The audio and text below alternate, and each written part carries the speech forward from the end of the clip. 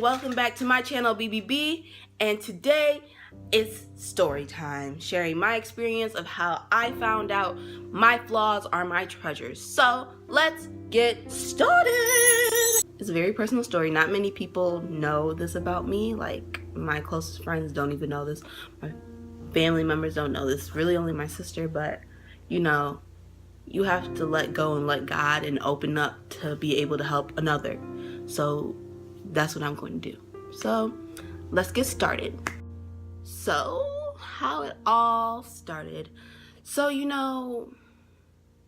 started in middle school. And, I just saw myself in such a negative light, and it was just bad. Like, I thought I was fat. I thought my face was too big. I thought, like, my ears are too small. My eyebrows were ugly. My mouth was too big. I hated my birthmark. Like, it was all lot of stuff going through my head. And, and when you're in middle school, in your first year of high school, like, you're truly trying to find yourself, trying to find out who you are as a person. What are the things you like? What kind of friends do you like the most? Who do you hang out with the most? And in middle school, it's always making that first impression, because in middle school, it's like when all the little elementary schools, like, you're not around the same 20 kids no more. It's a whole big group of you now. So it's like figuring out who you are and what kind of people you like to hang out with. So for me, like, middle school is where it all started, where I started belittling myself. And like, when I looked in the mirror, I was like, ugh, close it up. I don't want to look in the mirror. Like, I hated changing in front of people because I didn't want to show my stomach or anything, because I thought I was fat. Like, I thought I was fat and ugly. And it just made life so much harder, because when you try to hide all this stuff, when you're in gym class and you're waiting for all the people to leave, or you're like going to a bathroom stall to change because you don't want people to see you, or like when you're walking past someone cute or you think is cute, instead of like holding your head high and saying, well, you bad, I'm bad too, I would hold my head down and I would like make no eye contact, or I would like look straight ahead or pretend I'm on my phone or something. And it didn't help that was how I felt, and like the fact that I didn't open up to anybody, it just made it worse, because when I got into high school, that's when things took a turn for the worst. Got to high school, and when I got into my freshman year of high school, I felt a little bit better about myself, because I had lost a little weight based off like the fact that all my baby fat was going away. So I lost a little bit of weight. My nails were healthy, they were growing. Like, I was very proud of myself. But I don't know what happened. Like, I just got back into like this, like, I don't know, it was just like my thinking was positive, and all of a sudden it like blew up into like a whole bunch of negative energy again. So, in middle school I would think this and that, but I would never act out on it. But in high school I started acting out on it. Like, I thought I was too fat.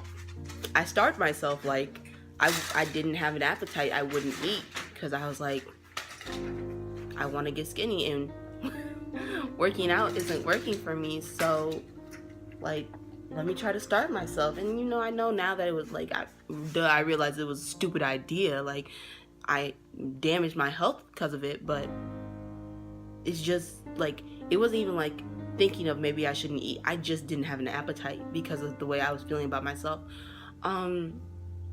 I would compare myself to others, and being a dark-skinned black girl at a predominantly white school, it was hard to even like not compare myself to people. Like, I compare myself to this mixed girl and say, she has all this long hair and I have this short hair.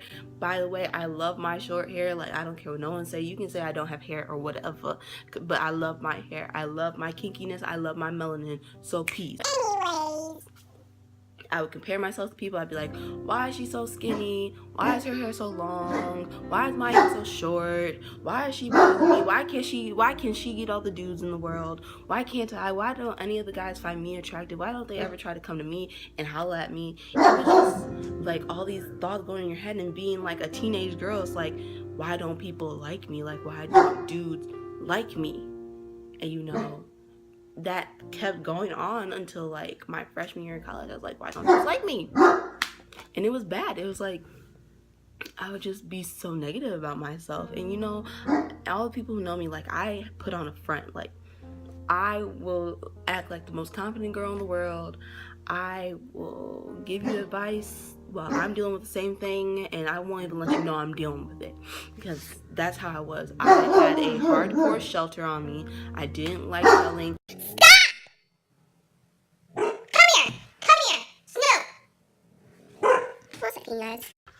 Sorry for the dog difficulties, but yeah, I had a very hard shelter around me. Like, I was very surfaced.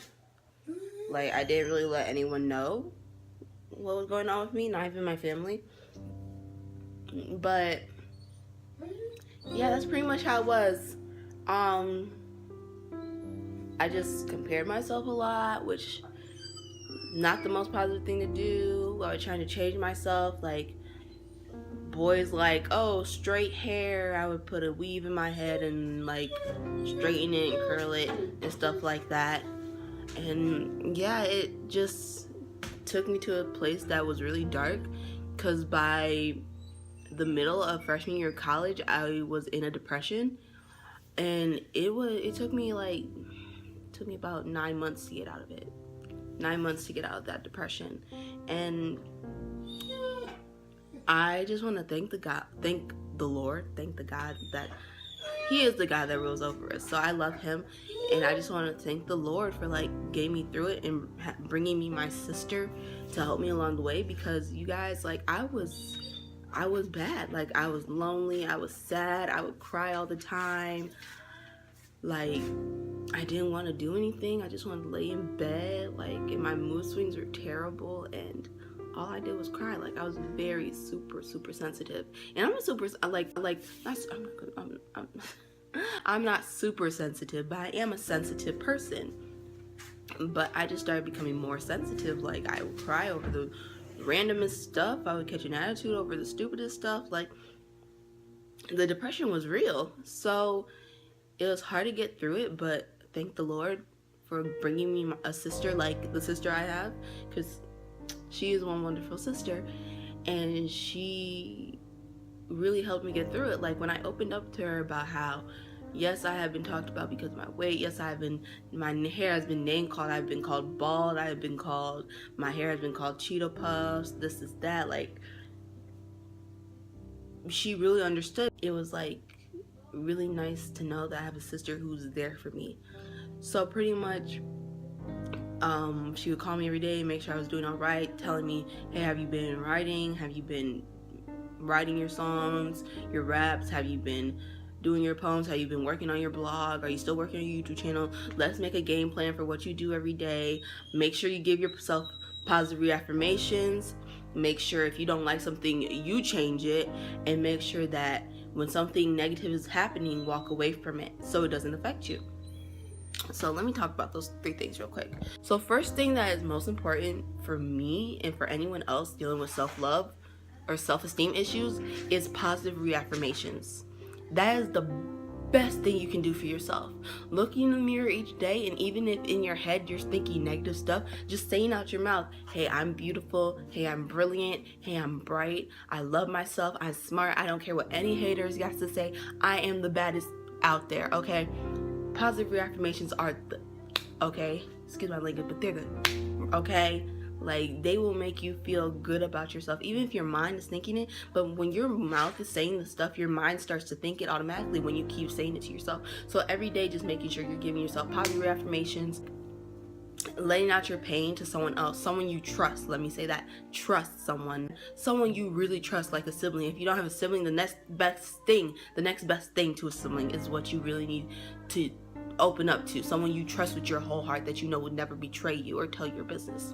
So that's the second thing. Third thing I would say is the whole thing, like, if you don't like something, change it.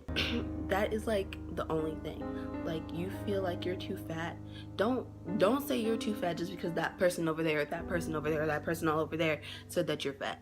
Change yourself because you think, hey, not only do I not like how I look, but it is for the betterment of me if I do this. Don't do it just because someone tells you to, or someone says you don't look good like this, so change it. I don't like your eyebrows, so you should probably change that.